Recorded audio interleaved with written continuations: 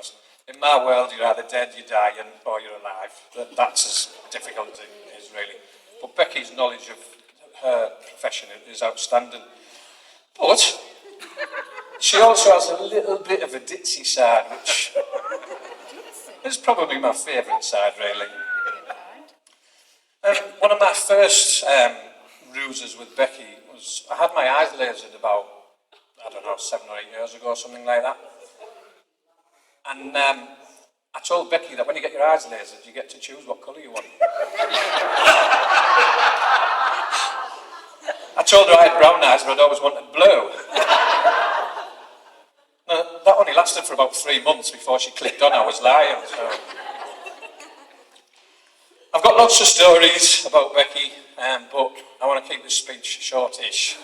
So if you come and see us later on, we'll get to some of them. So first of all, I'd like to raise a toast to my beautiful wife, Becky.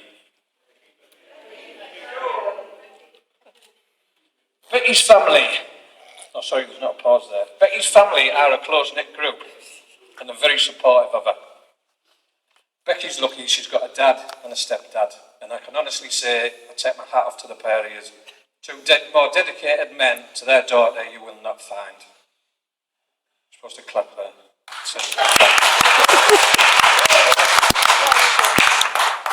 Becky's mum, or as she is now known, my mother-in-law. At this point, this isn't written down, but I've just thought of this. My mother-in-law is old enough to have a 45-year-old son-in-law. You know, sorry. I still don't think we've quite figured each other out, but she's slowly getting used to my strange sense of humour. Yeah. Good luck with that. So I'd like another toast, please, if I can, to Becky's 2 dads and her mum. To my family, I wish they were here.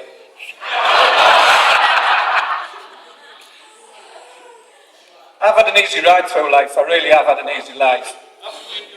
Shut up. I'll get me dad on you. Mainly due to these 2 people here. They've supported me and advised me, and on 1 or 2 occasions financed me. The 2 occasions, one being from 1 to 20 and the other from 20 to 45. I've had lots of ups and downs, as people know, and to be honest, these 2 shielded me from it. I've been through various things, and any other person would have suffered far more than I have. Shut up.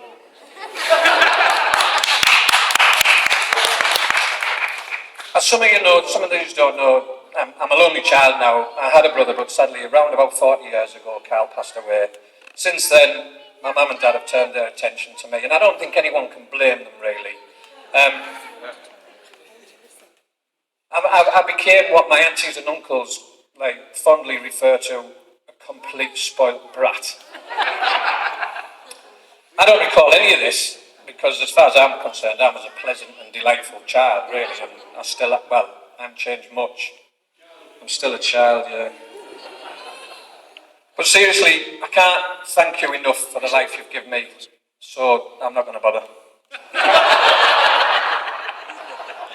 I really do love you both, but your house goes up for sale on Monday. I would like to raise a toast to my mum and dad, Pat and Arthur. My children are here today with me, all 4 and a bit of them.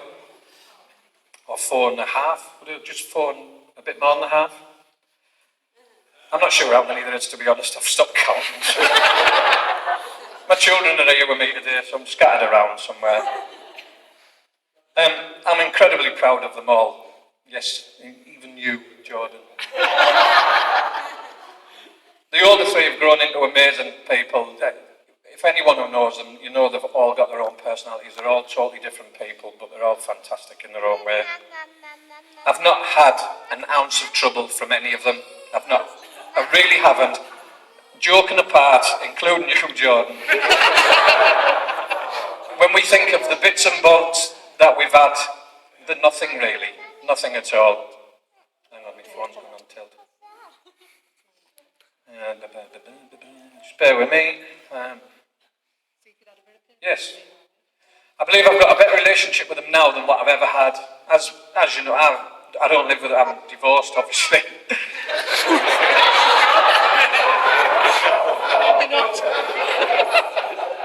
That was quick. I think that it came through yesterday.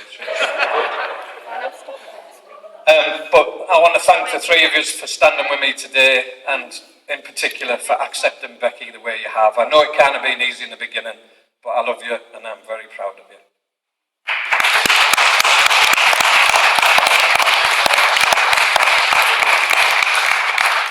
To the bridesmaids, it's been said, they're stunning. The three of them are stunning. Yes, Emma, even you. It's scary to see my little girl so grown up. I'm biased, I'm a dad. She's a beautiful girl, she really is. But even though it's my wedding day, I will personally murder and dismember anyone who even glances at her. I'm not just on about today, I'm on about forever. Again, I'd like you to raise a toast to the beautiful bridesmaids.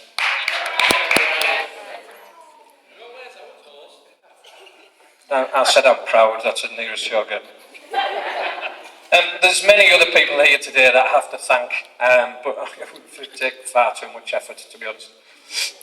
But I've got to mention Joan, who made the cake today. Beautiful cake today. Well done, Joan.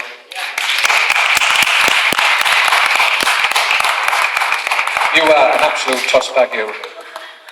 He's texting me while I'm reading this out. Joan hasn't earned her nickname at all today. Many people might not know this, but Joan's nickname is Moni Joni. I call her MJ just to make her feel better.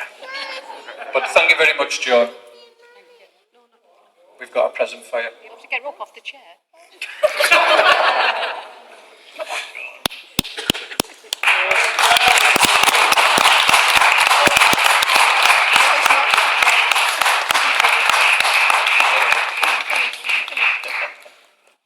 You're welcome. Sit down.